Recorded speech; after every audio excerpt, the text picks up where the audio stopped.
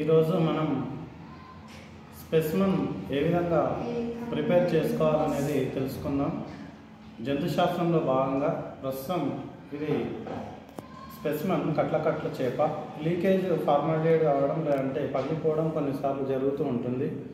So కట్ల చేపను మనం తీసుకొని ఎంటీ స్పెసిమెన్ మనకు అవైలబుల్లో ఉంటుంది. సో ఎంటీ స్పెసిమెన్ తెప్పించుకొని ఈ విధంగా ఎంటీ స్పెసిమెన్లో వేసుకోవాల్సి ఉంటుంది. కొన్నిసార్లు ట్రాన్స్పోర్ట్లో డ్యామేజ్ స్పెసిమెన్ కూడా వస్తూ ఉంటుంది, కాబట్టి ఫార్మాలిటీడ్ అనేది కూడా వెళ్ళిపోవడం జరుగుతూ ఉంటుంది అందులో నుంచి.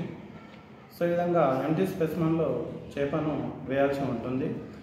కట్ల లెవియోరహిత సిరైనస్ మృగాల చేపలు మనకు అందుబాటులో ఉంటాయి, మార్కెట్లో కూడా లభ్యమవుతూ ఉంటాయి.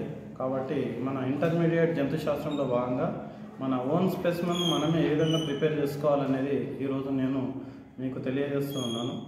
ఇక దీనిలో వాటర్ వేస్తే ఏమవుతుందంటే డికంపోజిషన్ ఎక్కువ స్మెల్ అనేది రావడం జరుగుతూ ఉంటుంది. స్పెసిమెన్ ఎక్కువ కాలం మన్నిక అనేది ఉండదు, కాబట్టి మనం వాడే కెమికల్ ఏంటంటే ఫార్మాలిటీడ్. ఆల్రెడీ కెమికల్ని మనం ప్రిపేర్ చేసుకొని పెట్టుకోవాల్సి ఉంటుంది ఫార్మాలిటీడ్.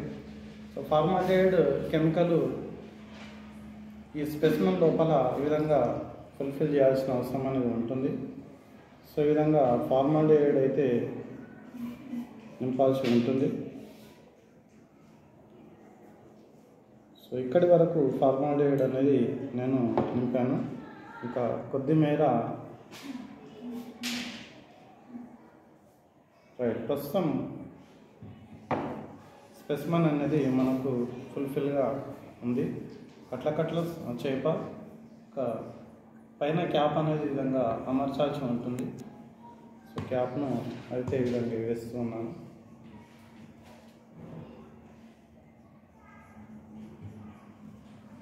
So now specimen is ready. మనం ఇక్కడ లేబులింగ్ కట్ల అని వేసేస్తే సరిపోతుంది. ఇప్పుడు the fish is now Katla specimen.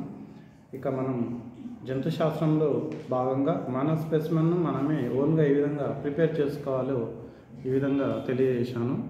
ధన్యవాదములు. Please subscribe and share. Thank you once again.